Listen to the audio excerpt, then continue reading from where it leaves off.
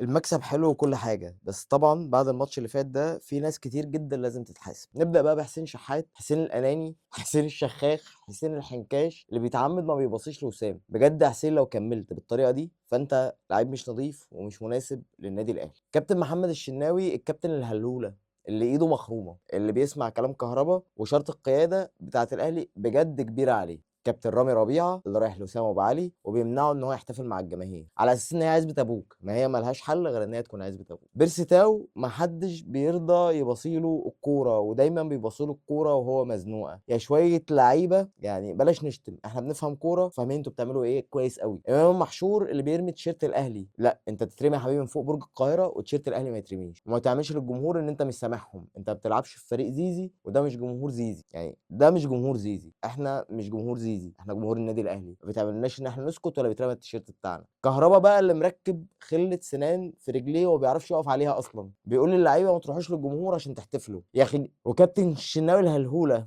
اللي بيسمع كلامه وبيسمع كلام كابتن محمد رمضان. يعني جمهور الاهلي سيدكوا وفوقكوا وفوق دماغكوا سواء عاجبكم او مش عاجبكم، انتوا ما تسووش حاجه من غير الجماهير. بالنسبه بقى لوسام ابو علي، انت يا ابني ربنا يحميك، اقسم بالله العظيم احنا مجالنا مهاجم زيك من ايام عماد متعب، فربنا يحرسك ويحميك ويوفقك وتقدر مكمل وتفضل مكمل بالطريقه دي. النادي الاهلي محتاجك وانت مكانك في النادي الاهلي. انت ده شكل اللعيب المناسب فعلا للنادي الاهلي. فدائي، ربنا يحرسك وربنا يحميك ويبعد عنك يعني عيني وعين كل الناس اللي ممكن تحسدك. بالنسبه بقى لاحمد نبيل كوكا، يا ابني انت لعيب فشيخ وربنا يبارك لك وباذن الله ربنا هيكرمك، ونتمنى يعني ان الاخ كولر يرضى عنك شويه. مباراه النهارده مش مقياس للمستوى، مش هنقبل بمسكنات، عاوزين صفقات بعد اذنكم. عندنا بطولات لازم ناخدها وعندنا كاس عالم للانديه، مش هنرضى بالاداء المشرف. كلكم هتتحاسبوا. كابتن كولر ما تدخلش نفسك مع الجماهير وما تاخدش صف اللعيبه عشان ما تخشش في صراع انت كمان، لان السكه دي اخرتها وحشه. والله والله السكه دي اخرتها وحشه، واسال كابتن حسام البدري كده. المعلم شوبير الكبير لم نفسك انت كمان واظبط بدل ما يتقلب عليك. احنا بنشجع النادي الاهلي مش بنشجع اشخاص. جمهور الاهلي طبعا واللي عمله في الماتش، جمهور الاهلي كده كده فوق